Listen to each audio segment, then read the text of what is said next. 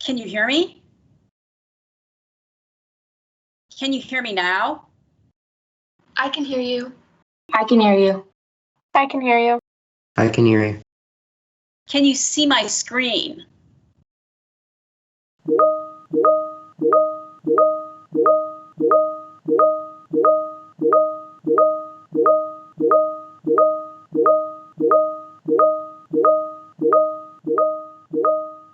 Okay, class, let's get started.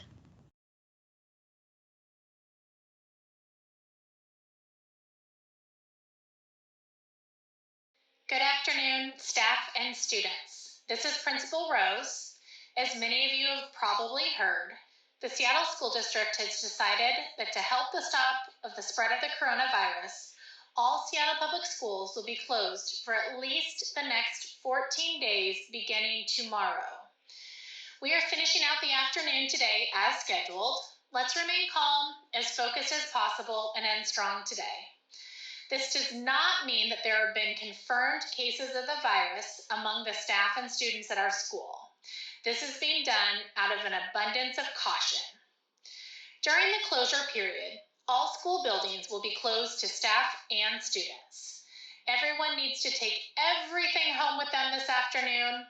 This includes coats, binders, lunch boxes, and your schoolwork. Let's also clean out our lockers this afternoon. We're going to give you time to do this at 2:20 p.m. today at the very end of period 6. Garbage cans will be in the hallways. As you clean out, students, you will need to report back to period 6 for dismissal at 2:30 p.m. We will make an additional announcement at 2:20 p.m. today about this clean out. Volleyball tryouts tonight are canceled, as are all practices, tryouts, and games until further notice. Please take good care of yourselves, practice good hygiene, wash those hands. This is a historic moment, and I appreciate the wonderful community that we have here at Eckstein during times like this.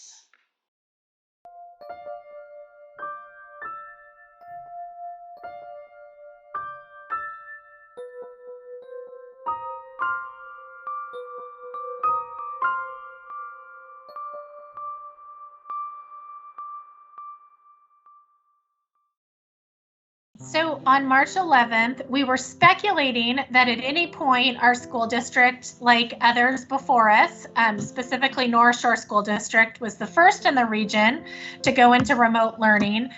We were waiting to see what our district was going to do.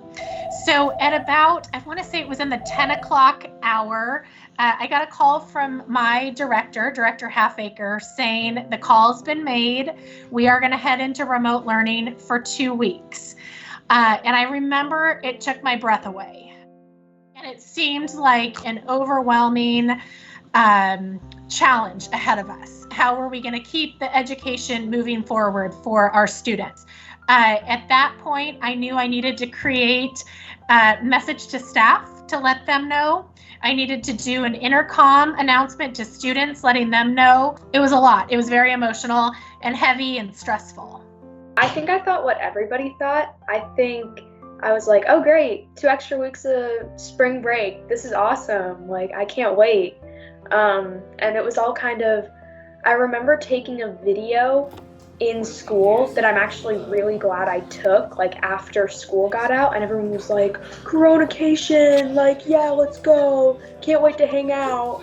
And I look back on it and I'm like, oh God, little did we know, like, here we are 7 months later, and we're still on Coronacation. So yeah, I think I thought that. I thought about it, and they were like, it'll just be 2 weeks, but you won't be allowed back into the building, like, just go home. And I thought, I don't think we're gonna go back. I just have a feeling. When they said we'd be gone for 2 weeks, I expected 2 weeks because there weren't many COVID cases in Seattle yet, and it didn't really seem like a big deal. And it was shocking. I think I was just like, wow, this has never happened in my whole teaching career. So I think it was really tough at first. Yeah. And I mentioned that actually to my period 5, which was a 7th and 8th grade class. And they were like, yay! Oh my God, this is so great. Oh, fun. And I was like, I'm sorry. I'm hoping I do see you in 2 weeks, but I have a really bad feeling. So I was not psyched at all. I was heartbroken, actually. Now I'm going to start crying. The impending escalation of the pandemic helped staff and families understand why closing buildings at this time was prudent. Few grasped the idea that students were headed into a year-long remote learning experience.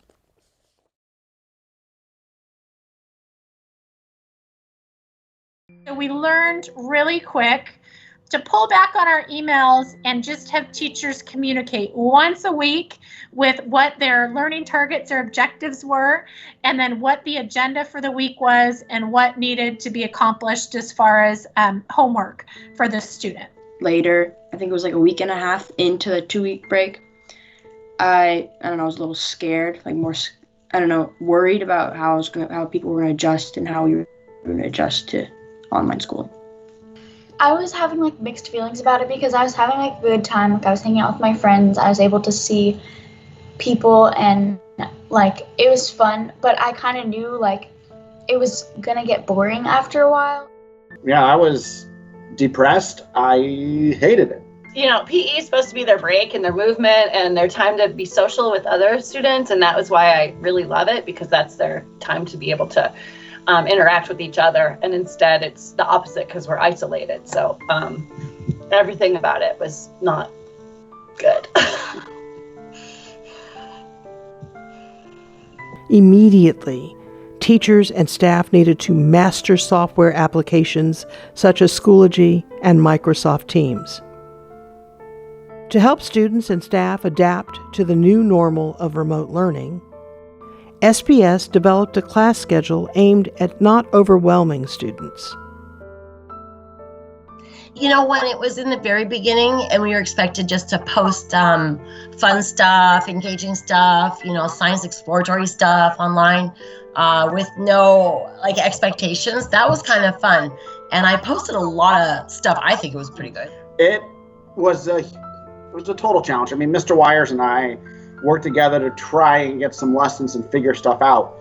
Meeting once a week for a half hour and trying to give you some assignments was terrible. For me, it was like, okay, well, this is what we do now. Was it ideal? No. Would I have gone into education if this is how I taught kids?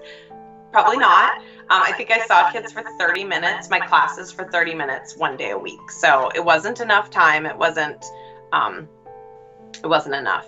In the spring, I wasn't really retaining anything. And we were like, in some classes, we were just getting A's just to show up to class. Like, I feel like I wasn't learning. In the spring, it was more like temporary and less and way easier. Then when business got serious, that was intimidating because I think at that time, we were all new to Teams. We were all new to making Schoology assessments and how are we going to translate what we do in class so well into online, and blew our minds. Really was a difficult transition. So 8th grade promotion, as you know, we were not allowed to host it in any building in our auditorium like we're used to. We knew that was not allowed during our quarantine. So we got creative. So I thought, why don't we line up on 30th all the way down the street below Eckstein? Kids stayed in their own vehicles or on their bikes or walking, but we spread everybody out with their families, and we spread out as a staff, and we wore our Eckstein colors and brought signs and played some music. And we had almost all, I would say, of our staff show up to this. We lined that street. It was very fun, and it was really uplifting, especially after not being together for a couple months, to be able to give that proper farewell.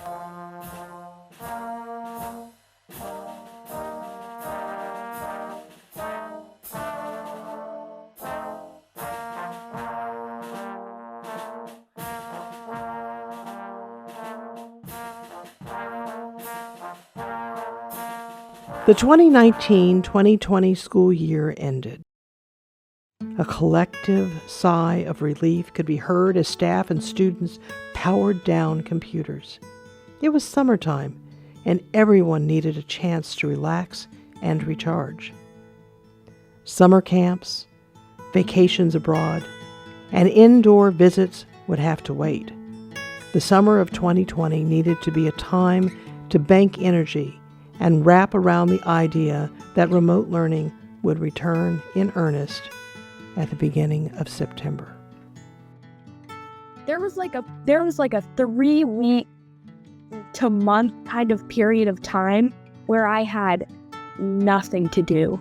It was like in the middle of the summer when it kind of got really bad for a while, so nobody hung out with anyone, and I just sat at home. And it was so I remember it was so hot, so I just sat on my bed and watched TV.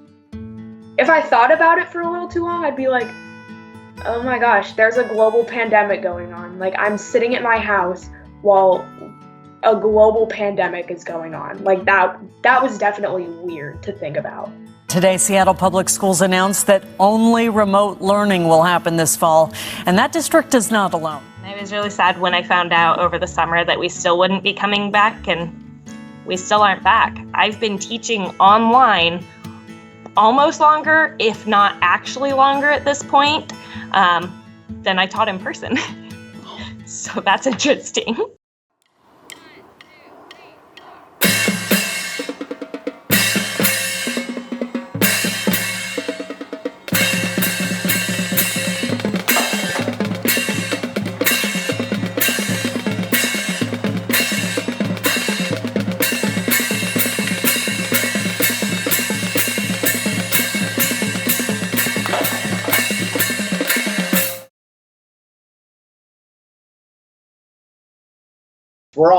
We're all first year teachers again, because none of us have built a lesson that works really well online. So I was kind of overwhelmed. I was like, what am I going to do? What is this going to look like? Like, how am I going to make relationships with kids and teach content? The 2020 school year began with a strong start week of abbreviated school days, giving staff a chance to connect with families, and ensuring that all students had dedicated laptops. Teachers used the extra time to finalize lesson plans as their students created at-home workstations that included bedrooms, kitchens, dining rooms, and anywhere space was available. My remote learning space is at our dinner table. So I don't have a desk, but I do have this thing above my bed, so I work on my bed. It's actually pretty nice, to be honest. You're just working in your bed. I mean, it's kind of the dream. Well, I sort of work under my bed because I have a loft bed. So there's a desk underneath it. It's kind of cool.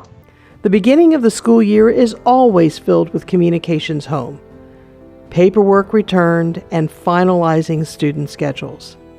This year's added challenge was how to safely distribute learning materials to 1,100 students. So bags of grocery bags were lined up throughout our entire lunchroom. The whole thing was filled, the tables of the lunchroom, with these grocery bags, and teachers could come in, again, space themselves, distance, but drop math workbooks or materials for class into their individual students' bags. We got all prepared as a school, and then we set up the days that parents could drive into the back of the school and pick up their students' belongings.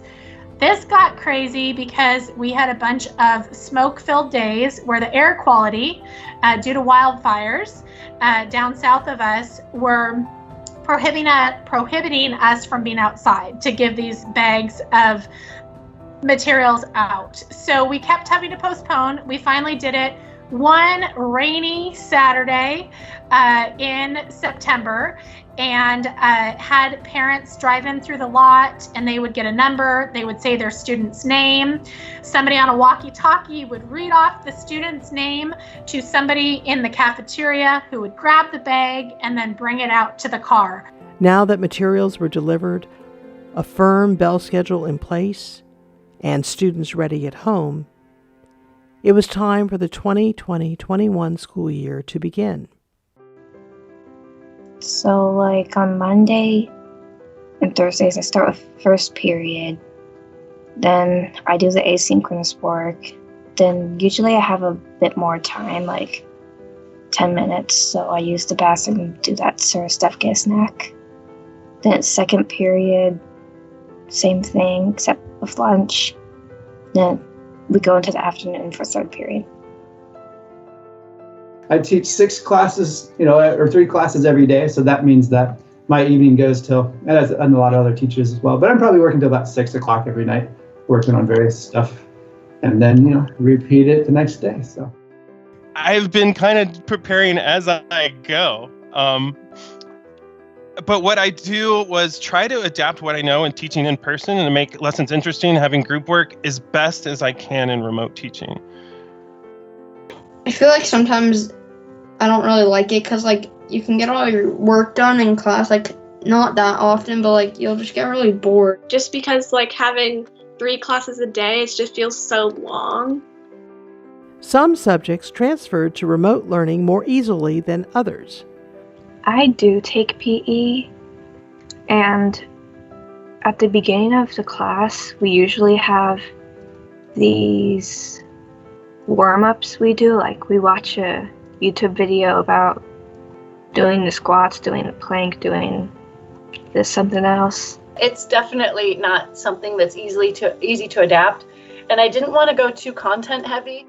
I think 6 classes online is really hard for middle schoolers, and I don't think PE should include another hard studying class that they have to catch up on homework for.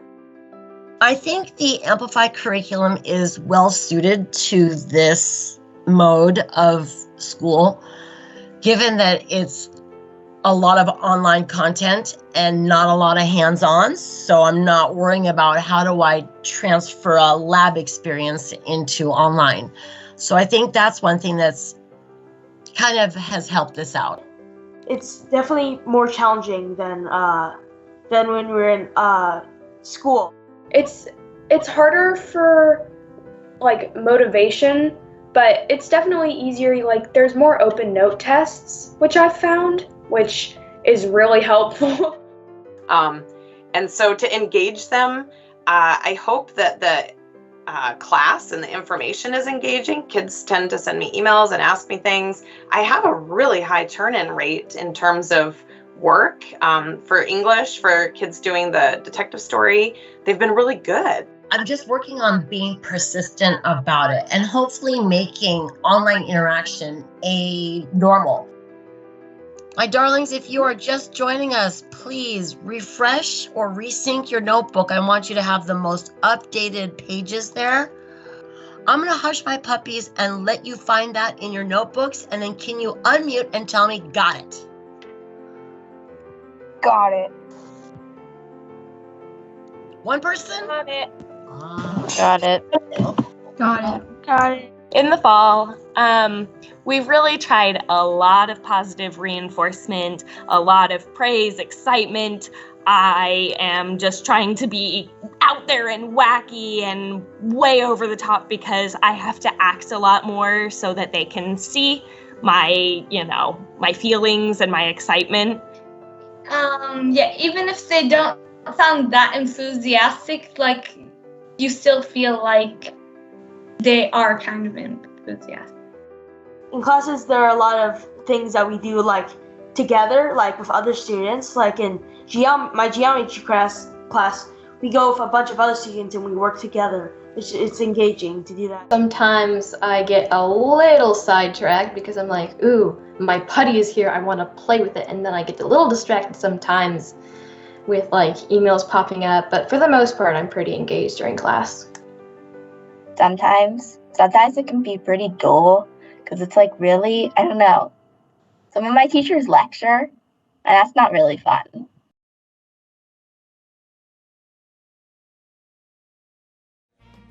So building community is something that we have been working on. It is very challenging, especially when our cameras aren't on and we can't be in the presence of one another. But we're trying to do some creative things like lunches that ASB is hosting. We've started a 6th grade lunch once a week. There's a Mandalorian lunch. We talk about the Mandalorian. We discuss like theories, what we thought was interesting about that episode. There's enrichment classes that we're trying to provide for students at the end of their school days. The downside is, at the end of the day, we want to get outside or turn off the screens and do something else, and these do require us to continue on with the screens and being together. ASB is, the whole point of it is to build community. I think we've been doing a pretty nice job right now. We have our new counselor, Mr. Manzo, is running the podcast group, which I love hearing student voices for that. I'll hear our voices. It's important to reflect on what it means to be able to access things. When we say access, we mean how easy or challenging it is to enter some space or use some material. We have, the Spirit Week. Monday, we're blue and white. Tuesday is beach day. Wednesday is tie-dye day. Thursday, have a virtual background vacation. And Friday, wear your Halloween costume. And assemblies group. That one to me has been one of the hardest ones because it's very hard to do an assembly, and we've been trying to wrap our heads around it.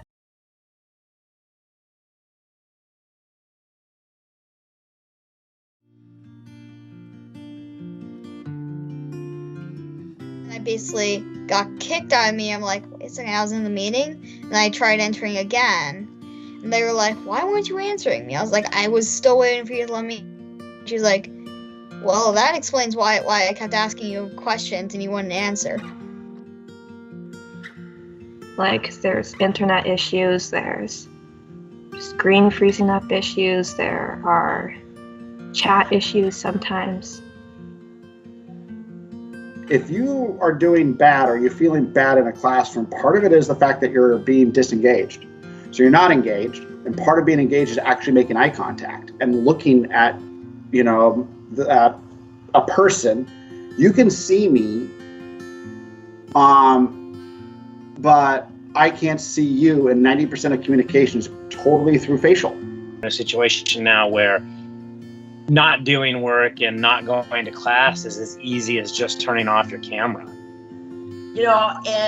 Before school started, I think many of us had those lofty aspirations of all kids will have their cameras on. Oh, it'll be easy, no problem, and just you can get them to turn it on. A rude awakening. Come to find you get just the initials, no talking. They're not unmuting their microphone. They're not unmuting their camera, and there's nothing really that you can do about it. Yeah, there's little joy in it because it's the interaction that makes teaching fun. When you ask a question, but because of the no camera on, you can't really judge how the question's going until people start responding, right? You can't tell if they get it, they're completely lost. It's just, I think it has another level of challenge, cameras on during PE, because when you're in class and you're playing games, you don't feel like everybody's looking at you, because they're not. They're in the gym, they're playing something. And at home, with your camera on, everybody really is looking at you. It's not even like an imagination, it's real. A lot of people thought that students didn't want the cameras on because they were ashamed of what their house looked like and what was going on. The reality is a lot of our students don't like looking at themselves, because when you turn your camera on in Teams, you can see yourself. I never turn it on in the morning because I never get ready for school. Yeah. But now I'm starting to turn it on more because it's I've been in it for 4 months or something now. Well, sometimes, this morning, I woke up at 8:59 on accident, so I had 1 minute to get on class, and, I was not looking great, Keep my camera on most of the time. I don't know. I feel like you can do a lot with your face to, say what you're thinking.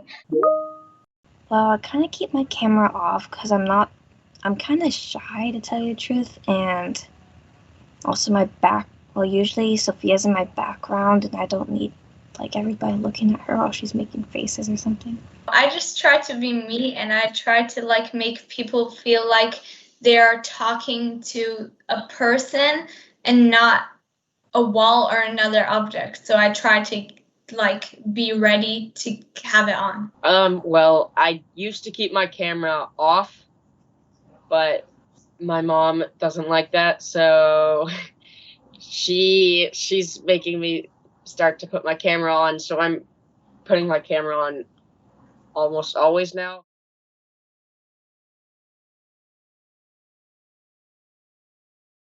It's been really hard to just be hanging out with my cats and I. It's hard to be so isolated. The hardest part is really not being able to get a hold of the kids that are like withdrawn, MIA, totally not coming to class, no matter how many chats or emails or phone calls or all of this. You know, there's a certain percentage of kids that I've never even heard their voice. And I've rarely even seen their icon pop up. And that, to me, as someone who wants to include everybody, is really tough. I don't think that in the pandemic or this remote teaching, we have done the best we can to sort of shift it up, right? We're teaching middle school as we used to know it. And for 6th graders currently, I don't think it's working.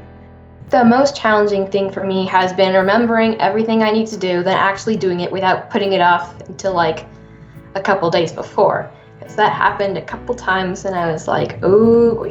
Just have like free reign of whatever, and we can be eating or like watching something, and it's just like it's tough for me.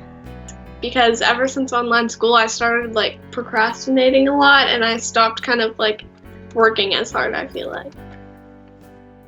I just get so tired. I can like barely even wake up to a class online. So yeah, definitely made me more like lazy.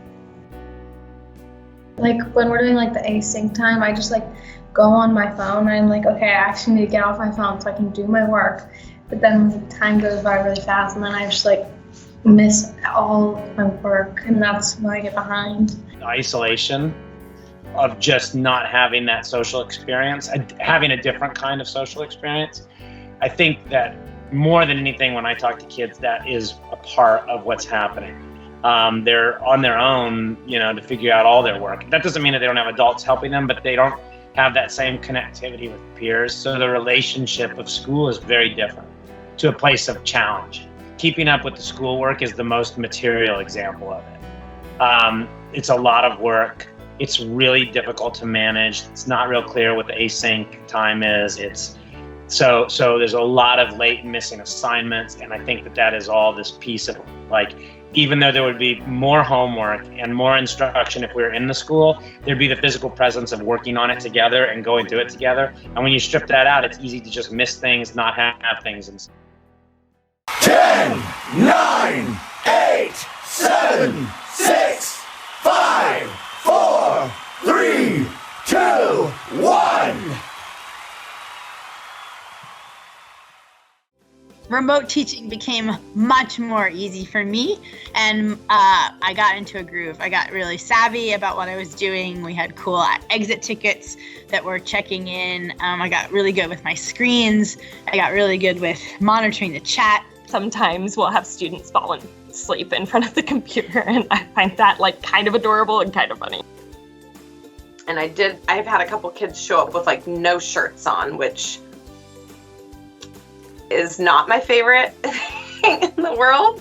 I want you to be dressed. I've told the children many times, I'm like, I don't care if you're in bed, I don't care if you're in pajamas, but you have to physically be upright and you have to physically be clothed. It would need to be the same as if you were at school.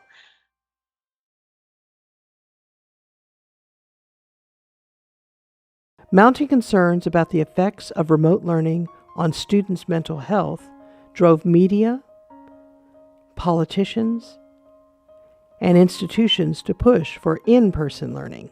SPS continued to prepare school buildings for the eventual return of students. This included reconfiguring classrooms, updating HVAC systems, and creating sanitation stations. I don't want to become so accustomed to remote teaching that I lose my edge or forget how to classroom teach. That worries me. I think it's going to be hard when we go back because the ability to have that sustained attention without a device is a skill they're not practicing right now.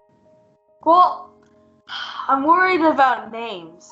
So that's the thing. So many, names. I think it'll be weird because we will have been so used to using our own personal devices and being stuck with siblings and family that, yeah.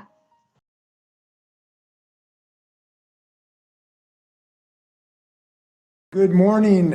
After 1 year of closure of our schools, the time has come for every child in the state of Washington to have access to on-site instruction. Though Eckstein had been offering in-person services to some students in special education programs, the governor's mandate meant that many more students would return to the building for in-person instruction.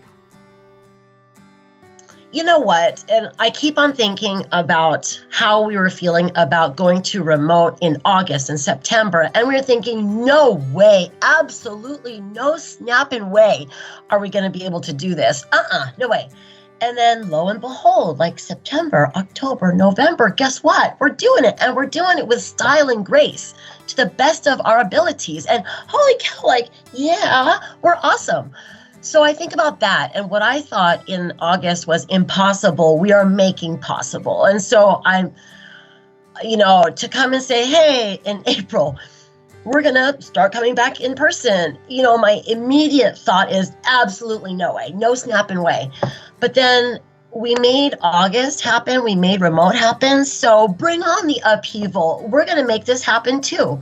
And I also have to think that the reason that we're doing this, because of mental health crisis with kids and teens now, that is something that is more important than my comfort zone. We're not in this to be comfortable. We're in this to do what's best for kids.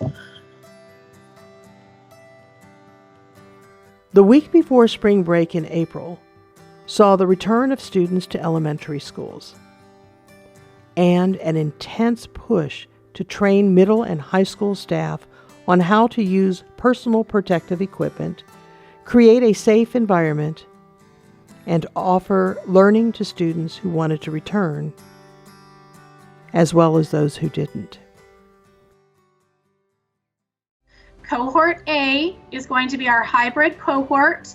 They will be coming in Monday and Tuesday afternoon. Cohort B, hybrid kids, they're going to be coming in Thursday and Friday afternoons, and Cohort C is 100% fully remote.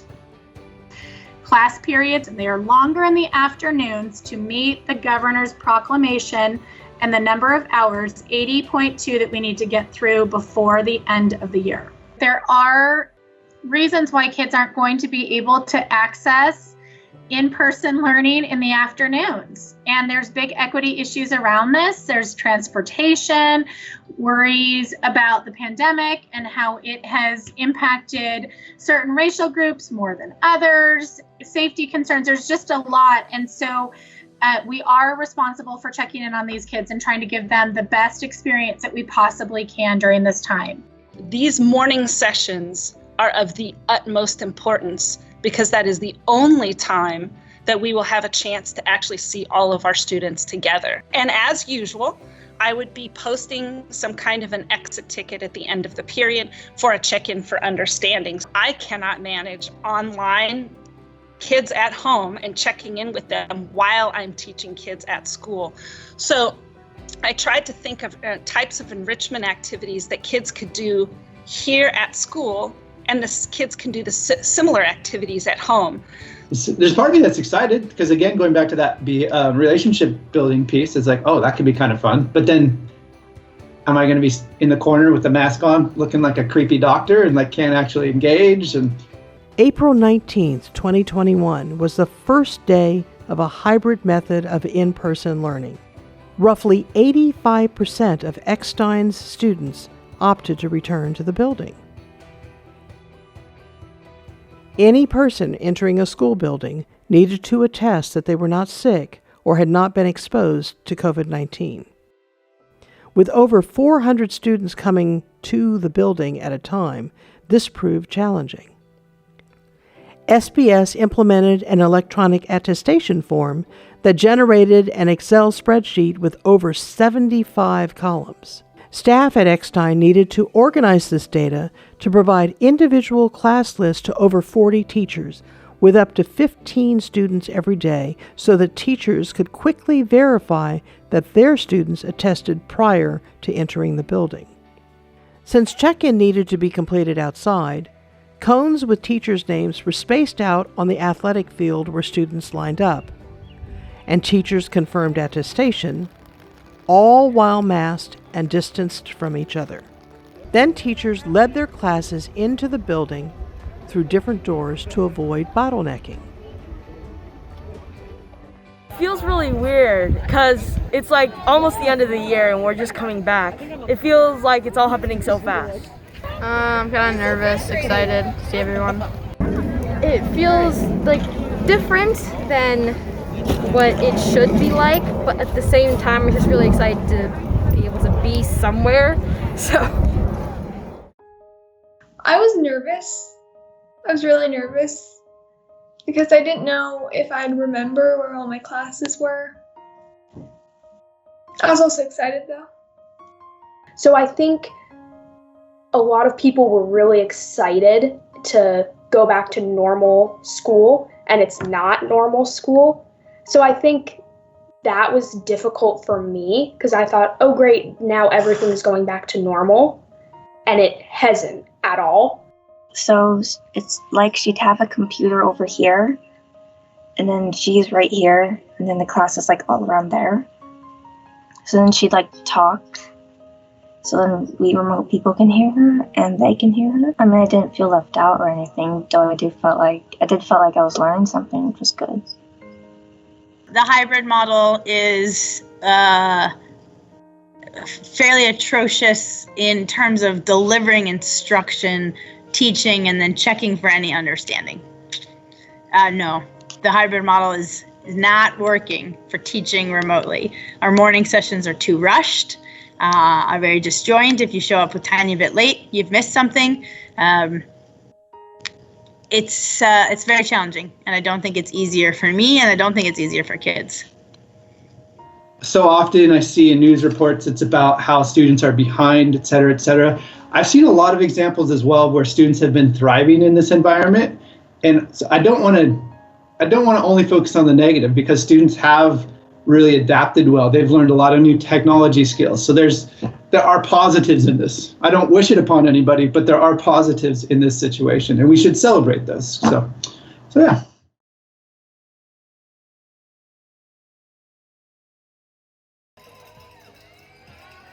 Hello, 8th graders, our Eckstein class of 2021.